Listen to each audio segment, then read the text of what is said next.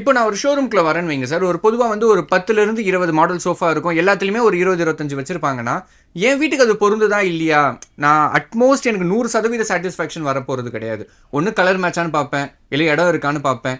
So இந்த customisation world அப்படிங்கிறது ரொம்பவே ரேப்பிடா இருக்கு. எனக்கு பிடிச்ச மாதிரி தான் அந்த பொருள் இருக்கணும்னு நான் ஆசைப்படுறேன்.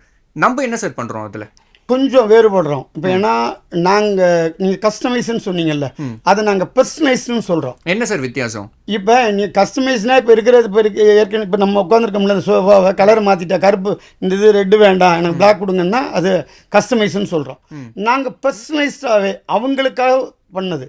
இப்போ அவங்க வீட்டுக்கோ அலுவலகமோ நிறுவனமோ அவங்களுக்கு போயிட்டு அவங்களுக்கு என்ன தேவை, அவங்களுக்கு என்ன மாதிரி யூஸ் பண்ண போகிறாங்க, இது அவங்க இன்னும் ஓப்பனாக சொல்லணும்னா அவங்க ஹைட்டாக இருக்காங்களா, வெயிட்டாக இருக்காங்களா, அவங்களுக்கு என்ன மாதிரி தேவை அப்படிங்கிறது, அந்த ஸ்பேஸு, கலரு, ஏற்கனவே அவங்க வால் அடிச்சிருக்கிறது, ஃப்ளோர் டைலு, இதெல்லாம் பண்ணி எங்களுக்கு அதுக்கு தனி டீமே இருக்காங்க. ஓகே.